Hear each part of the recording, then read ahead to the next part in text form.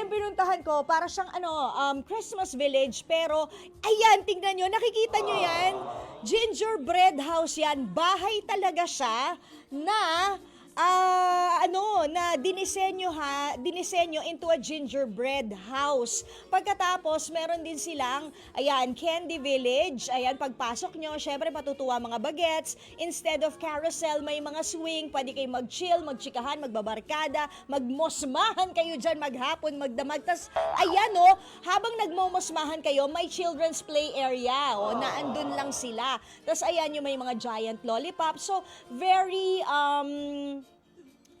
how should I say it? Very for the gram. Ayan very picture photo op friendly talaga siya. Tapos pag pumasok ka diyan, kita nyo ba parang graham crackers talaga or parang gingerbread na biscuit talaga yung labas ng bahay nila, dinesign nila. Tapos yung loob ng bahay, kung ang ibang mga Christmas houses na napuntahan nyo ay mga Santa Claus ang koleksyon, sila puro gingerbread man.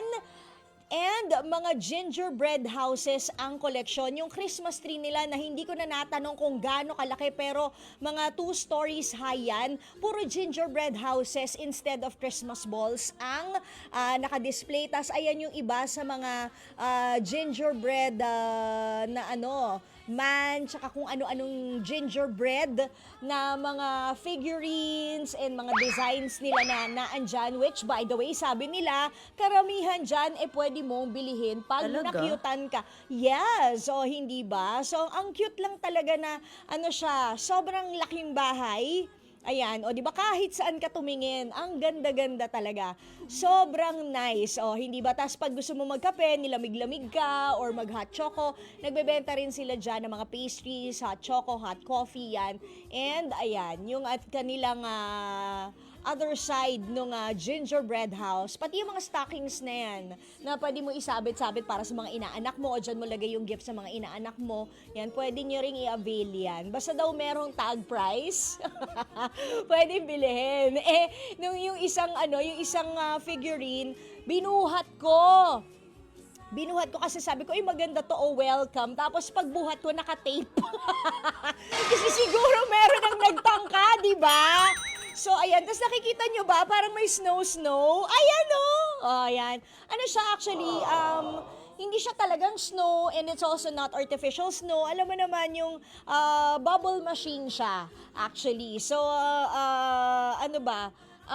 bubbles, ayan, as in puro bubbles, pero syempre, di ba, yung feels kanina na umuulan din po kasi dyan sa Alfonso Cavite, Barangay Palumlum, Alfonso Cavite, yung pinuntahan namin.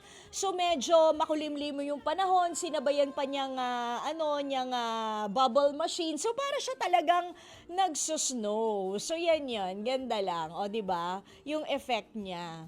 Hindi ko yata na-send yung merong picture ko sa dulo. But anyways, ang ganda niyan. Ang ganda ng effect kapag tumayo ka dun sa may snow, tapos nagpa-picture ka. Kasi, syempre, yung daya effect niya, di ba, na para ka na rin nakatayo sa isang tumpok ng snow. Maganda siya. Tapos, pwede kayo dyang walk-in, pwede rin naman kayong mag-booking, pwede kayong mag-field trip dyan kung bet ninyo. How much? Ayan. Tingnan nyo sa FB page nila. Ayan. Meron silang FB page. Hanapin nyo po. The Gingerbread House. Yon, in Alfonso, Cavite.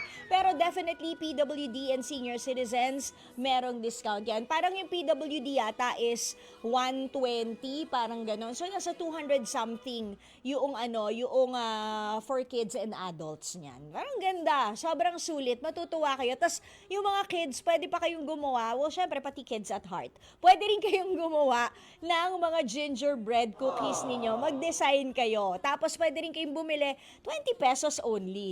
Tapos kainin nyo. Ang sarap. Ang sarap talaga. Grabe. Hindi ko napigilan na sira naman ponjeta ni tita kaninang umaga. Hindi siya lasang luya, promise. Pero masarap siya. Hindi siya lasang salabat. Hindi gano'n, kakaibang taste siya ng gingerbread. Parang similar to ginger snaps. Alam niyo yung ginger snaps? Yan. Yun, parang medyo ganon, pero mas lesser yung tapang ng luya. Ayan, matitikman mo pa rin naman yung pagka-cookie niya. Tapos, syempre, de-designan mo ng ganyan, eh di mas marami na yung tamis kesa sa sa anghang niya. Ganda talaga, ganda. Anyways, yan. Yan yung first day of September natin. Para F na F mo ng Pasko. O, hindi ba? So, next time na magtagaytay kayo, dahil nga alam nyo naman kung taga Metro Manila tayo, ito na yung pinakamalapit natin sa Baguio, o unless taga-norte kayo, di ba? Kasi kami mga southeast, di ba? Mga Southie people, ayan ang malapit, Tagaytay. O di ayan, may bago kayong pupuntahan. Christmas all year round sa kanila. Hindi sila nagbabago ng theme. So anytime, gusto nyo February pa lang, magpunta na kayo dyan, magbihis na kayo ng Santa costume, ng kung kulay ng Pasko, para may pangkalendaryo na kayo. Pagdating ng Disyembre. O, di ba? Ay, nako, grabe. Sobrang ganda. Cute-cute lang talaga. Mga kapatid! Dito tayo sa totoo. O, yan yun yung boses. Pagbigyan nyo na, minsan lang naman yan. Siyempre, dito tayo sa True FM, hindi ba? Like, share, subscribe, follow ang ating mga social media accounts, ha? At True Network PH. Yun lang ang keyword na hahanapin nyo. TrueNetwork PH. O, like, share, follow, subscribe para bongga talagang levels natin sa FB, sa IG, sa X na dating Twitter, sa YouTube and TikTok, pati na rin sa mga podcast.